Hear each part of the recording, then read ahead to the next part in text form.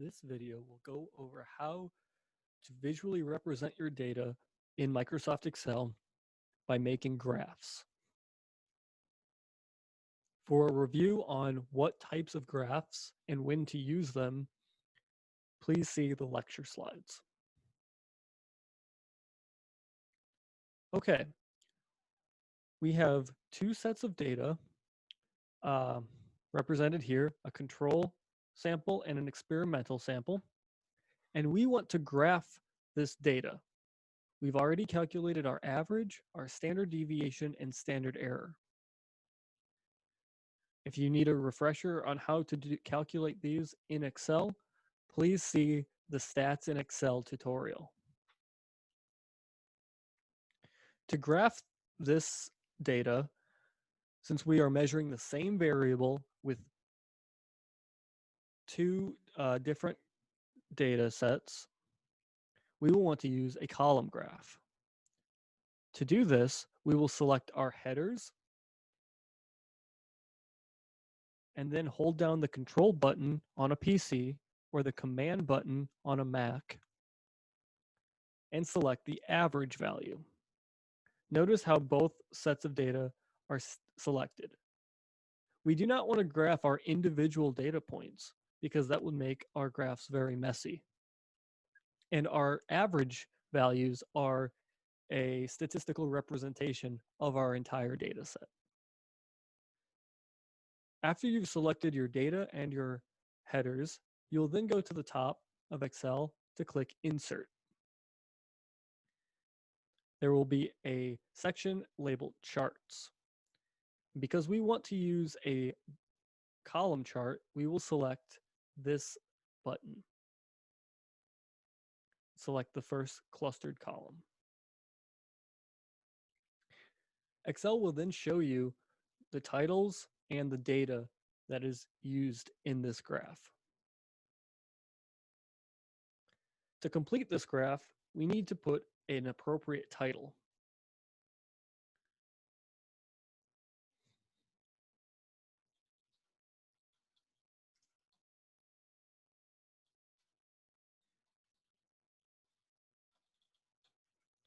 Of control.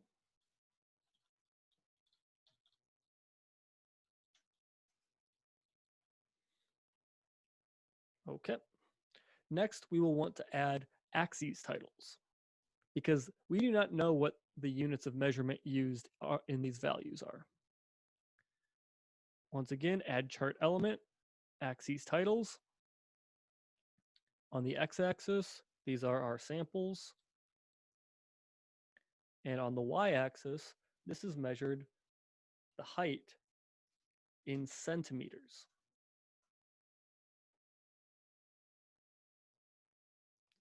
Finally, to complete this graph, we want to show that how accurate our data is.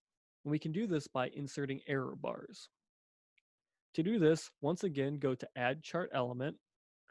I believe if you are on a Mac that these buttons do not show up for you. So if you need to add a chart element, click on the chart and go to the top left, which are the same options. Add chart element, we can add error bars here or add error bars here. Click on this box and this will insert error bars. However, these are not accurate. These will need to be modified with the error that we've calculated. To do this, right-click on the error bars, click Format Error Bars, and go to the bottom of this sidebar. Click Custom and specify value. You may delete all values that are already in these boxes. To add our error bars, we will select the error that we calculated in the order of which it appears in the graph. For example, from left to right, we have the control and then the experimental. So we will hit equals, take the standard error from the control, then the experimental then the standard error from the experimental. Because error is calculated positive and negatively, so plus or minus this error, we can copy this value into the negative error value. Hit OK. Carefully watch these error bars. They are now fitted to the standard error that we've calculated. In our next example, we have a set of data that represents responses in a survey of favorite genre of music. Because this is a part of a whole, we have a total number of responses, and these can be parted out percently. That's not a word. So we would want to use a pie chart for this. To create a pie chart, simply select all data, insert, and pie chart. We'll select the first one. To make this graph more clear, we will change the title to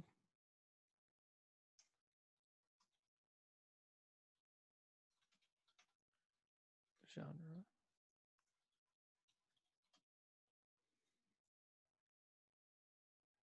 We will also want to insert some data labels because these are just visual representations of this data, but we want this data to be present on our graph as well.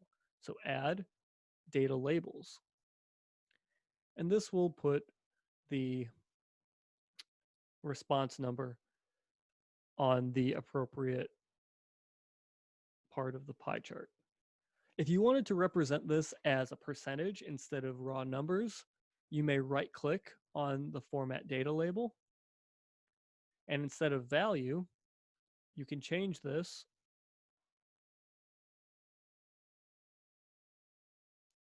to percentage.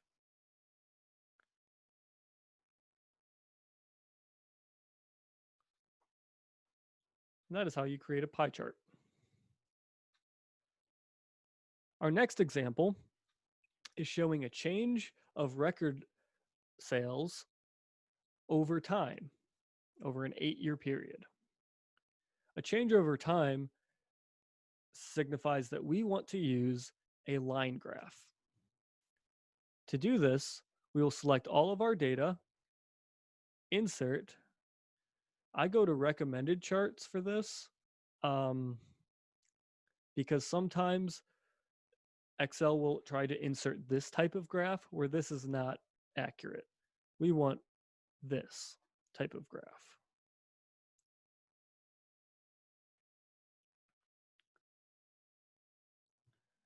For example, if I wanted to just select all of this data and I'd go to insert line graph, it automatically uses this format, which is not what we want.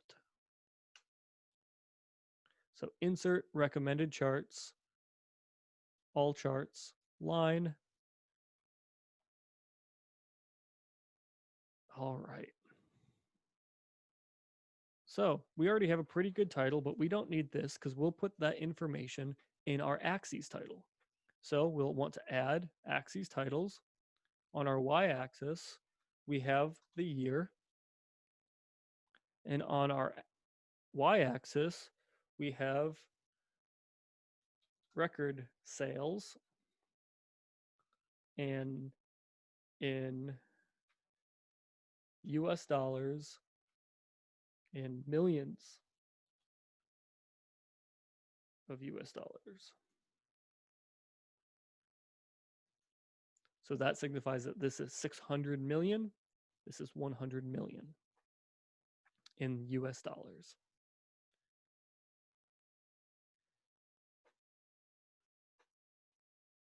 And that will conclude our line graph. We don't have any statistical equations. We don't have to calculate standard deviation or standard error because we only have one data point for each year.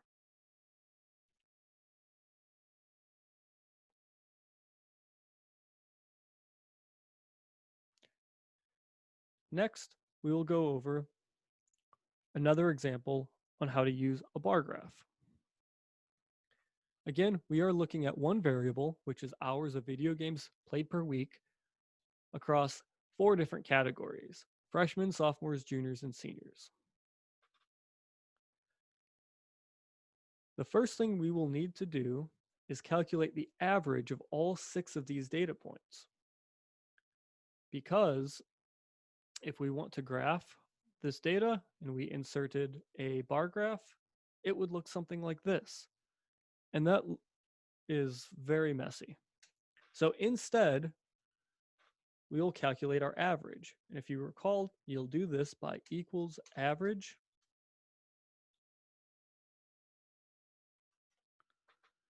You can apply this equation across these by clicking this small green square with the black plus sign and dragging.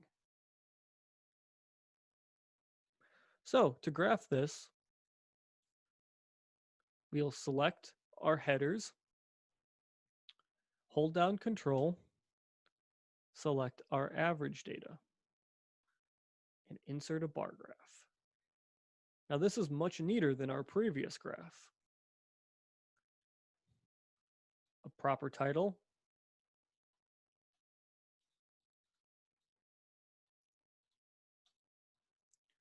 hours of video game played per class, freshmen, sophomores, juniors, and seniors. We will also want to include axes titles. On our x-axis, we have our class. And on our y-axis, we have our time in hours. Because we have more than one data point per class, we can calculate stats. So we can calculate our standard deviation and our standard error. Recall, standard deviation equals STDEV, parentheses, data. Again, make sure you do not select your average. Oops. Again, we can apply this equation across all of these cells. Small black plus, drag over.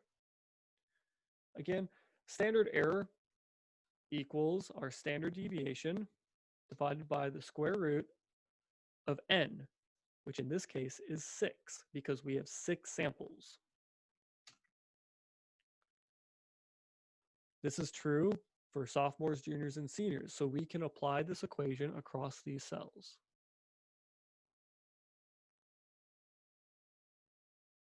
Now that we've calculated our standard error, we can use these to represent our error bars on our graph. We can do this by adding a chart element, add error bars, right-clicking on our error bars to format their value, go to the bottom of Format Error Bars, click Custom, and specify value. We clear these values, hit equals, and because we are going from freshmen, sophomores, juniors, then seniors, we will select our data in that order: freshman, sophomore, junior, senior, standard error. We will copy this to our negative and hit OK. Now our error bars represent the standard error we have calculated.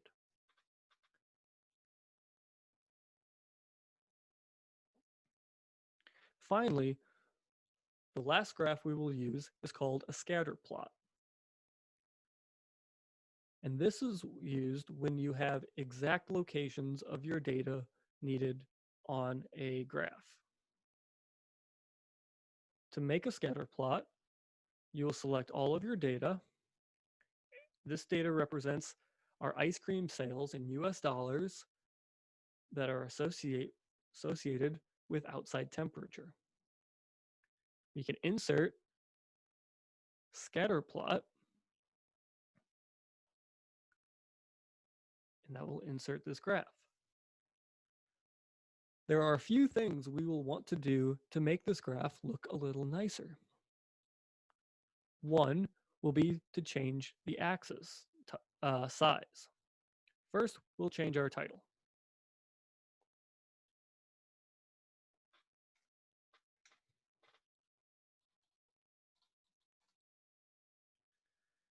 We'll now need to put axes titles. On our x-axis, we have our temperature in Celsius. On our y-axis, we have ice cream sales in US dollars. All of our points signal a trend that as our temperature increases, so do sales of ice cream. To make this more clear, we can alter our axes values because there are no data points underneath 10 degrees Celsius or over 26 degrees Celsius. We can right click this axis, format axis,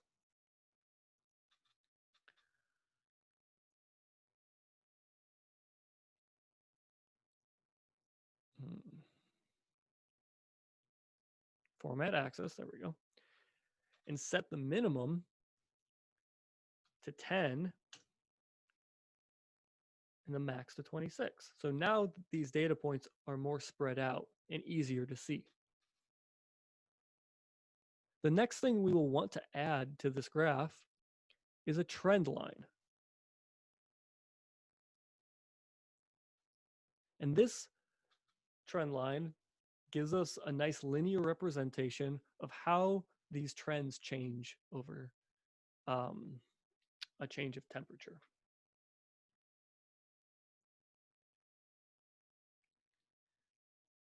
This concludes how to make a scatter plot. Next,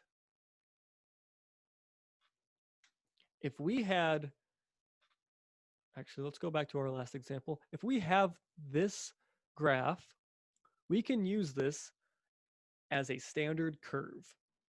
And a standard curve is going to be used to calculate an unknown value based upon known standards. In this case, all these data points would be considered standards. If I wanted to know how, at what temperature, say today's temperature was 16.5 degrees Celsius out today. I want to know how much money I could expect to make when the temperature is as it is. To do this, what we will do is we will find this temperature, 16.5 degrees, on our x-axis. 16.5 is somewhere around here. We will then find where this point lies on our trend line and drag it over. And that's about 350 US dollars. So we can estimate that if the temperature is 16.5 degrees Celsius, we could make around $350. Around 350 US dollars. But there is a more accurate way to calculate this value, and that's by finding the slope of the line. To do this, right-click on your trend line, format trend line, display equation on chart. While you're here, you will also want to display R squared value on chart.